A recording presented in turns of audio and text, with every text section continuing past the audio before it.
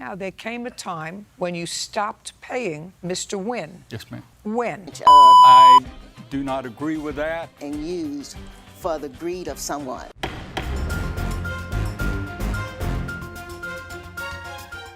Now the next case. All parties in the matter of Roberts versus Vaselli step forward. Joseph Roberts is suing his ex-girlfriend, Tammy Vaselli, for unpaid loans, car payments, and for the return of an iPhone. Tammy is countersuing for... Start with this alleged loan in 2008. Yes, ma'am. In 2008, I had loaned Tammy $2,500. When in 2008? Your counterclaim's going to be dismissed the next time you shout out. Yes, ma'am. Do you understand? Great. When in 2008? September 24th of 2008, I loaned Tammy $2,000 to pay back rent and $500 to pay back a payday loan. Okay. Now, were you living together at the time? All this dramatics. You paid a month's rent. I did. Okay. How much rent did you pay? I paid $1,300 and a $300 deposit. And you lived there for about a month. I lived there for 26 days. So No, look, not so. Look at me. You left because you were unhappy. You came back. What was your intention when you came back? I never left because I was unhappy. I left because I was evicted from the property. No, it's gone. Okay. Now, did she make any payments on the loan? No, ma'am.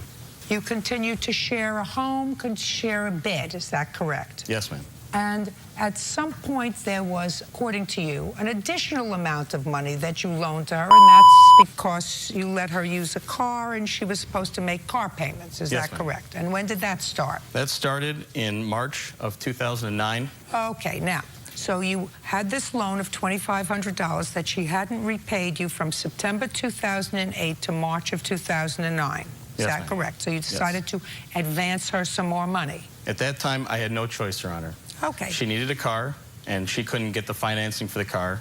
So at that point, she had tried to get financing everywhere else and said, I can't get financing. And at that time, I was going to get a new car anyway. So I said, I'll get the new car, and you can make the car payments on the RAV4.